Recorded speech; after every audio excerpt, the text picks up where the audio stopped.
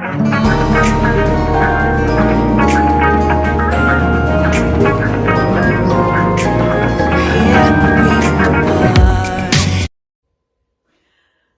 Naomi Suzanne from Naomi's Home Health.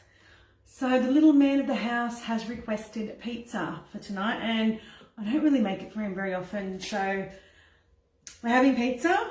Monica is going to make the base and the sauce, so I thought I'd show you how easy the dough is to make, because usually, you know, you gotta roll it and knead it, and I end up with flour from one end of the kitchen to the other, probably in the lounge room, in my hair, whatever. But there's not much mess when you use this. So I've saved the recipe. There's a basic pizza dough recipe already in here. So we're gonna go start cooking. I've got all the ingredients prepared. So it says lightly grease a large bowl with some extra virgin olive oil. Oops, probably not light, but anyway. Can always take some out. Okay, 220 grams. So remember, it's going to, don't lean on it, Naomi. It is going to weigh it for me. So I've got lukewarm water, 220 grams.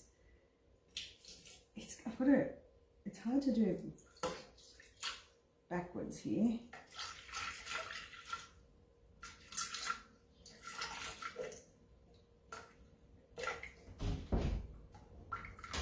Right, 222, that's a good number.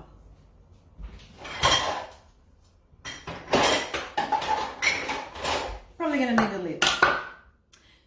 So have you made your own pizza dough? Pop in the comments if you make pizza dough, or if you think this would be so much easier than what you do.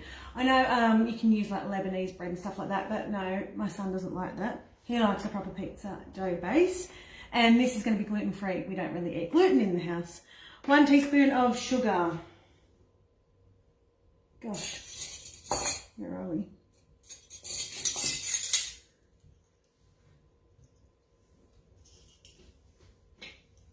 $20 grams of fresh yeast, or 2 teaspoons.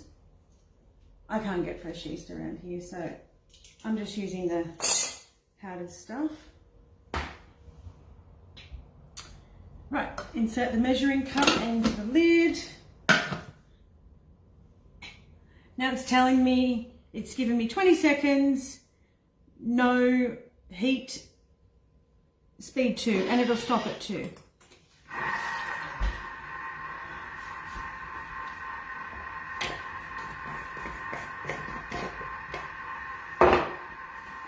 So then after this, I'll clean up the bowl and I will make the pizza sauce. If you have a second bowl, you don't need to clean out the bowl. It's so easy. And this month, for a limited time, it's almost run out, you can get a second bowl for $29. So you save $346.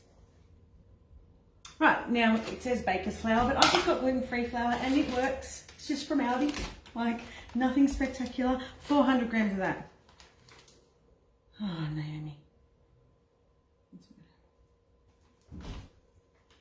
Always make sure the scales are at 0.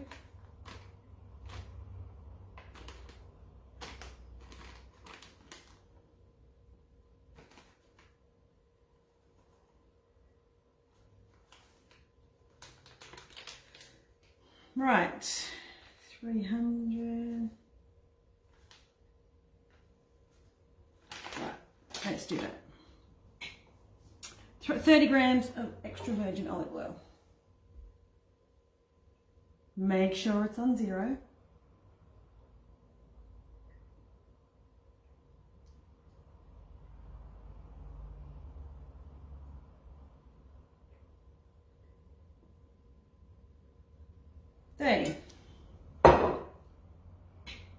And a teaspoon of salt.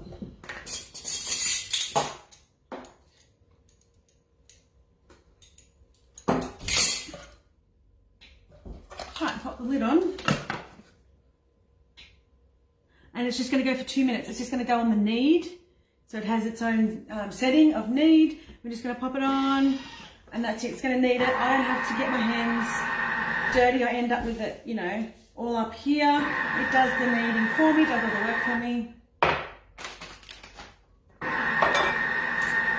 have a mat here, a thermomix mat, where I'm just going to knead it on here. I'm not going to get a mess in my kitchen, because I can be a bit of a messy cook, but not so much now. I don't need to chop so much, I don't need to grate. It does all of those things for me. So it saves me a lot of time, a lot of mess, a lot of cleaning up. It's all in the one appliance. It's so much easier. It is worth every cent of the investment that I made in the thermomix. So is it something that you would invest in? Would you like to save your time? Would you like to save your money? Let me know. I definitely cook a lot more variety of things. Like I do cook a lot of variety anyway, but the real winner the other day when I made some turkey meatballs in the top, and in the bottom was like a rice dish that had lentils and carrot, celery, tomatoes, but it was all whizzed up so the kids didn't really know what was in it. They could see the lentils and the brown rice, but they reckon that it had cumin and all sorts of flavouring in the rice, and they said it was amazing. And they have eaten every scary corner. And it lasted, like, we had it for dinner, and then one of the kids had it for 2 lunches. I've had it for a lunch. So it does go quite far. You do make a lot of food in these things. It doesn't look like it, but you really, really do. I'm big on cooking one night, not the next night. So I do always make extra. It's got 7 seconds to go.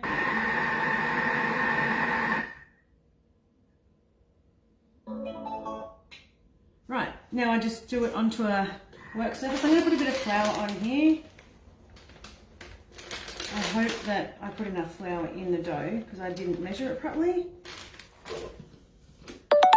No, I didn't. Transfer the dough to a prepared. I'll actually go back a little bit because I didn't measure it properly. I put too much flour in, silly me. But that's okay. It allows for silly people like me.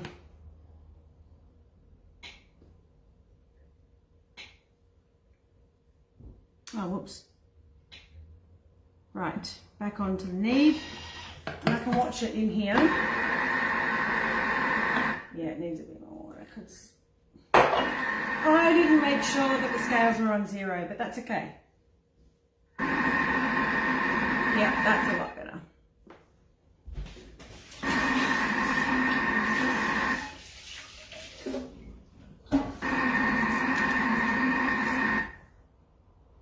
It's just coming into a nice ball now. I don't have to leave it on for the whole 2 minutes, but it won't hurt it. Oh, much better.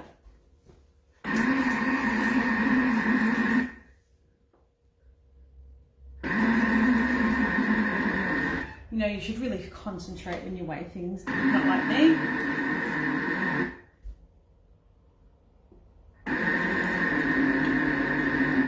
Looking good. So if I want to stop it halfway through, I'll just press this button and it'll open up for me. So I can check it. I'll show you the dough. So it's formed a nice dough. And then to tip it out, you can just turn it upside down and turn the, oh gosh, nozzle, and it'll just fall out.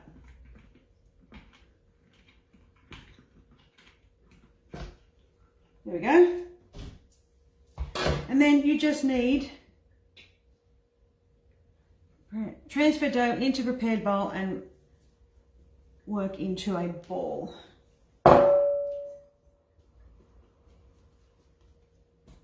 Right.